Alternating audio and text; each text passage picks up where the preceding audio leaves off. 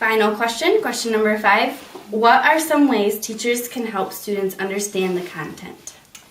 They can help them understand the content by allowing them to choose their own science projects. Well, one way that we learned about is incorporating the EPE table.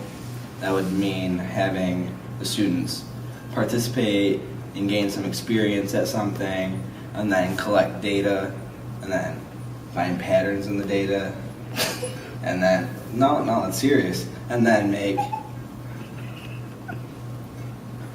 use the data from the patterns to explain. So, I guess that would be one way. Do you have any follow-up questions for me?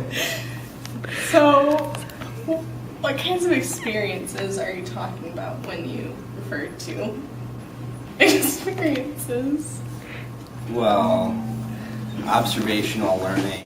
I think that if you can take a major concept and relate it to the students in their everyday life, for example, we talk about climate change.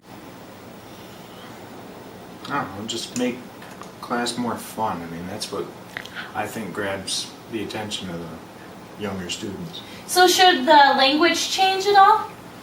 It should probably be simpler, something easier for kids that age to understand. And how do you mean fun in a classroom? I don't know, just fun experiments. I mean, subjects that are closer to something that the kids would know in everyday life.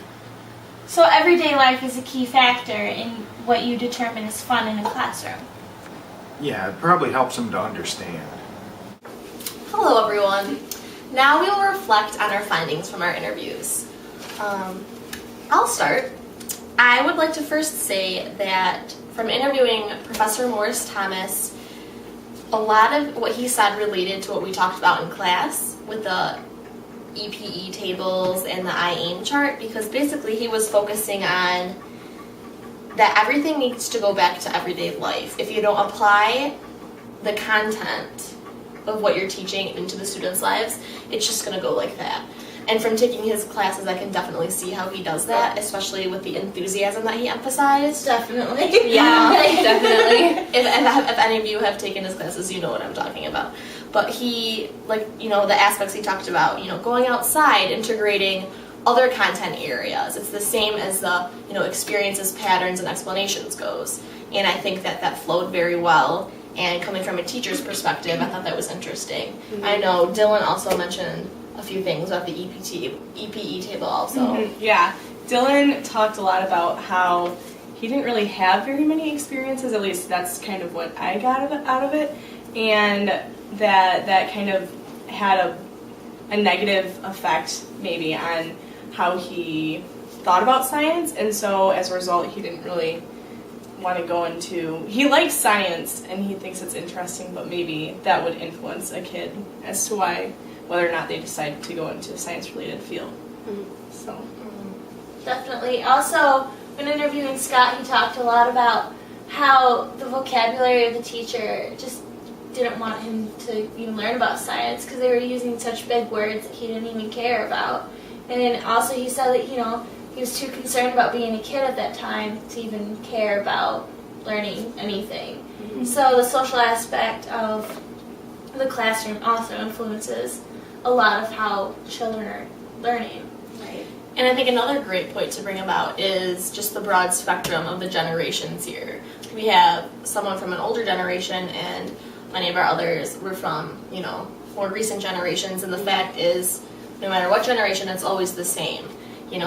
Morris remembered, his burning sugar experiment and the leaf collection, and I think creating those more experiences that involve more engaging activities, it doesn't matter what age level you are, because teaching has obviously transformed throughout the years, but that still is one thing that remains the same. Right. Mm-hmm. Joy, what did you notice with Jennifer? I was gonna say with Jennifer, I've known her since 4th grade, so I've known she's wanted to be a vet her entire life, basically.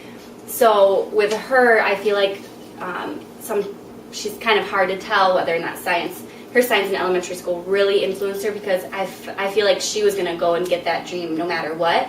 But as she mentioned, she said that as she went through elementary school and did have those experiences, the hands-on, and I think she mentioned like doing a research project, it just depends on the kid. Like, she was positively influenced by something like a research project, but other children might not be, just because she has that interest no matter what.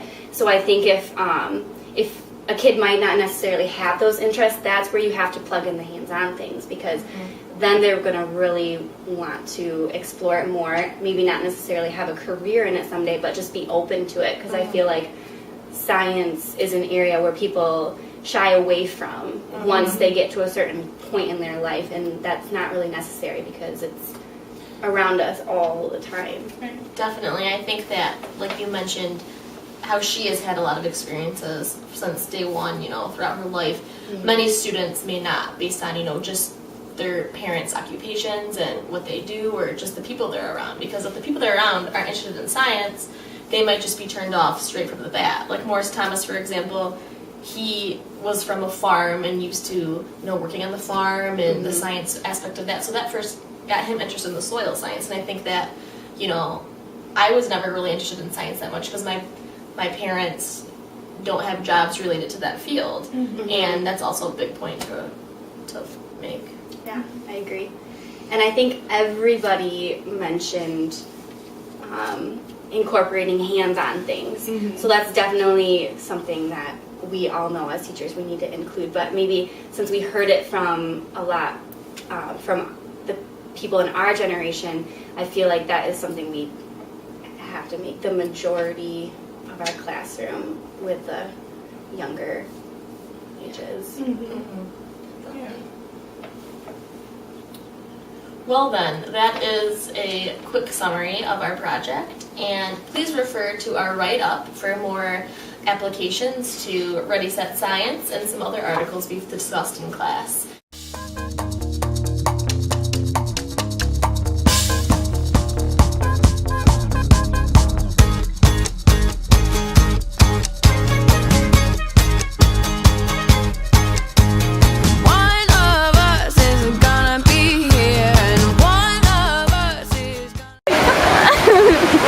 Come, kitty ducks.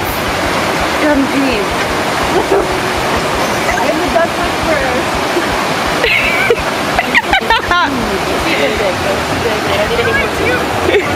Sit up. Oh, there's a bunch of. Oh my god. Oh my god. Hi everyone, I'm here with Dylan Klee. He's our TE 401 comrade. And Also a big supporter of the Communist Party. Can we start over? so what aspects can change a student's personality? It's like a family picture. Aww. Your hand is nice and cold. Okay, Are you taking a professional editor, dude. Alright. That'd be sweet. You're fighting over that female.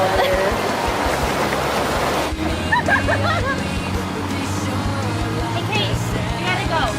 No. Come on. Just a little longer, Joy. Come on. Come on.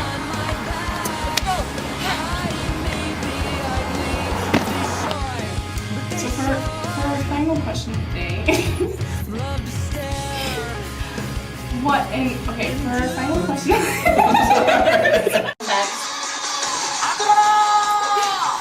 Oh